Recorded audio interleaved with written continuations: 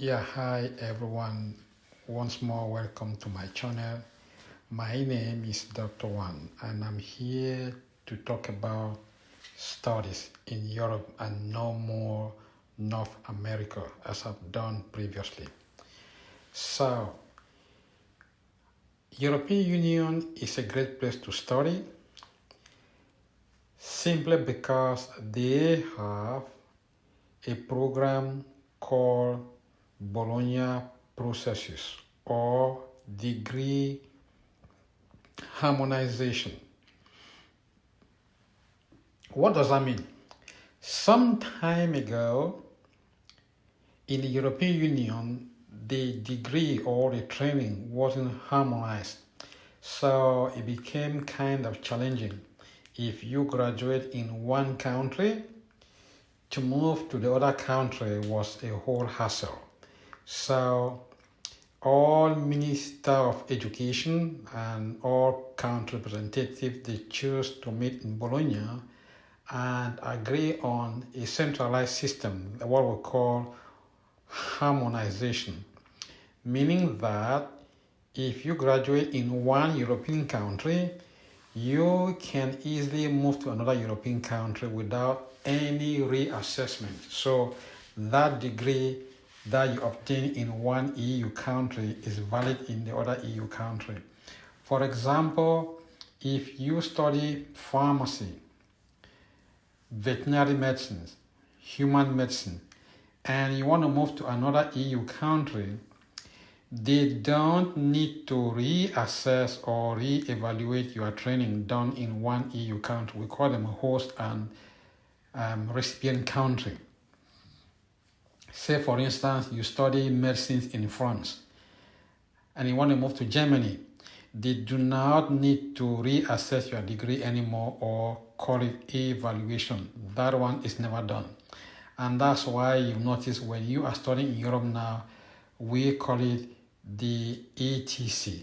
So the ETC is kind of a European transfer credit system. So once you do that course in Germany, you can equally move to France and do a continuation of your program. Say year 1 in university in Germany, year 2 in Italy, year 3 in France, year 4 in Spain, and then you finally graduate in your home country. So it makes it a lot more easier. So that system is called Bologna processes, or some country call it LMD. L stands for bachelor's degree, master's, and the PhD, which you call it doctorate. So it becomes 3 plus 2 plus 3, or 4 plus 2 plus 3.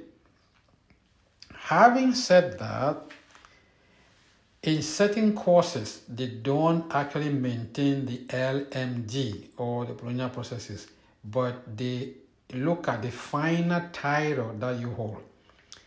I will give an example for those who are reading medicine and pharmacy or veterinary medicine.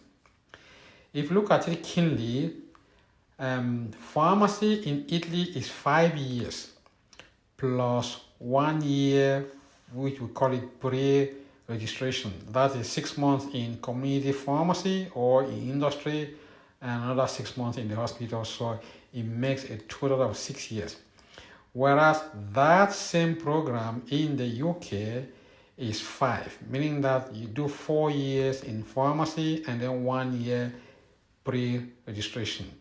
But having said that, it boils down to the same thing because they follow the same curricula or syllabus that is required for your training. France is 6 years plus 1. Belgium is 6 plus 1 to grant you the title of doctorate in pharmacy. Whereas UK, we call it M.Pharm, kind of a master's degree in pharmacy. So that's what they do. So meaning that if you have to leave say France to come and work in Italy, they do not need to reassess your degree anymore or evaluating it. So that's what is done now. So essentially there are two things here. If you do say physics, chemistry, mathematics, you go through what we call LMD. If you do professional degree, they do not apply the LMD principle, but they use the final title issued to you for the program. So that's it. Now, which of the European country is the best for you in Africa to come and study? My answer is simple and straightforward. I will say Italy, Spain, Germany. Again, Italy, Spain, Germany. Now, why do I specify on this country? The first aspect is the tuition fee. The tuition fee is very low in all these countries. I would say even Portugal. To study in this country, the tuition fee is very low just because the government subsidizes. So it is advantageous for you to study in Italy, in Portugal, in Spain, and that's it. So you don't need to spend so much money in order to go to such country. And having said that, there's also another good news. The bank statement. The bank statement from your country of origin is practically low because the tuition fee is so low also. Now, while you are in this country, Italy, for example, where I studied, and Germany, which I know friends who went there also from Italy, they give you what we call scholarship. In Italy, I had my scholarship for 6 years all through my study. So I paid tuition fee just the first year, but I got scholarship later on. So technically, I never paid any tuition fee, which is a good news, because in countries like Canada or the US, you will never hear of a scholarship of that nature. They might give you, say, $2,000, but that's insignificant as compared to what you have to spend to graduate. Whereas Italy, they give you over 9,000 euros. That's a huge sum. That 9,000 euros covers your upkeep for the whole academic year, meaning that your tuition fee, the government pays for that. So the percentage that you pay is very low. It's about 1,000 euros or 1,500 euros. So that's it. So you now have excess money in your pocket to pay for your upkeep, your residence where you are living, the hostel, all those things, they are all covered. So you have one full academic year studying for free. That's the good news. For Germany, you have something similar. That is, it is not only the Italian version of the 10,000 euros that they give to you, but the tuition fee is so low that you have a discount even in public transport as a student. So that's the good news. And that makes it so much interesting. So that's why I encourage anyone who wants to study in Europe should go either to Spain, Portugal, Italy, or Germany. Now, there's a drawback here when it comes to this country, because unfortunately, some of the courses are not offered in English or in French. I will specify here. In Germany, if you want to study anything professional, say veterinary medicine, human medicine, and pharmacy, you have to study in the language of that country. Before I even forget, the Scandinavian countries are another great place to study. It's a blessing. There also, things are so good. It's quite encouraging. There are no tuition fee. Now, if you have to study professional courses, again, the same rule applies. You have to learn the local language. And why is this important? Reason being that when you graduate in those countries, you end up remaining there, so it makes so much sense. There's no point you studying medicine in English in Germany, and then if you want to stay there, how do you communicate with the patient? So that's the advantage here. So they make you study the language before you go there. Like so, when you move to Germany or to the Scandinavian country or to Italy, Portugal, Spain, you quickly integrate in the sense that you are a medical doctor and you speak the language, so you can equally communicate with the patient easily. Whereas if you are studying, say, non-professional degree, say like history, geography, chemistry, mathematics, you don't really need to study in that language. You can choose a school in English and study, then leave the country because there's no point keeping you there. You can't study physics in English and you want to stay in Germany. What would you be doing with that English language? They don't speak English in the first place. So their language is German. Same thing also for Italy. The language is Italian. So if you really want to stay there, then you have to learn their language. So that's what I'm trying to say here. Now, when it comes to the training itself, it is actually advanced, just like what you study in the US and in Canada. This is the exact same thing. Canadians are more clinical. Italian, they are less clinical, but more professional in certain aspects. Having said that, but again, the degree remains the same and is valid in all over European Union. Tuition fee is low, so it would be a great thing for you to think about it if you cannot afford high cost to go to Canada and the US, then Europe is plan B for you. Another advantage is the climate.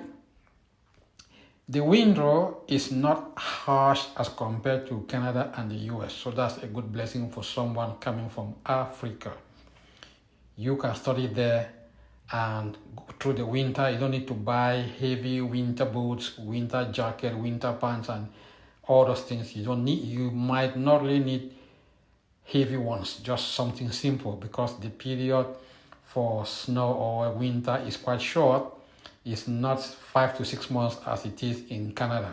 So that is the good news. The standard of living is not quite high, especially in Italy. It's quite low. And another blessing also for countries again like Italy, the church is there.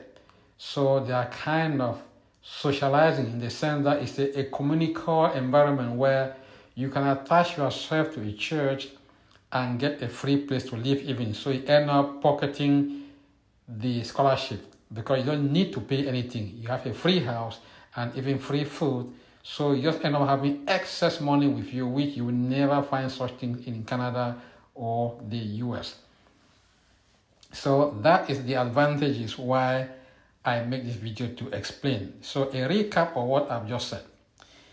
If you have to study in Europe, then this should be the country. Italy, Spain, Portugal, Germany, and the Scandinavian country. If you have to study something professional, then unfortunately you will have to learn the language of the host country. Say if you are going to Italy, you must learn Italian. For Germany, you must learn German. For Portugal, you must learn Portuguese. For Spain, you must learn Spanish, because you have to stay there when you graduate as a medical doctor. But if you are going to learn a course which is non-professional, like physics, history, geography, you don't really need to learn those languages. You study in English. German is even good because you study also in French. And when you graduate, you have to leave the country, of course, because they don't see the role you are playing in their society. So it's up to you now to choose if you want to study in host country's language or you want to study in English or in French. So that's it. Another good thing is scholarship. They have scholarship in those countries, so you don't need to get a huge bank statement. And another thing is the climate is so friendly. The people are welcoming. Yes, I know there are some cases of racism, but it's not as compared to some countries.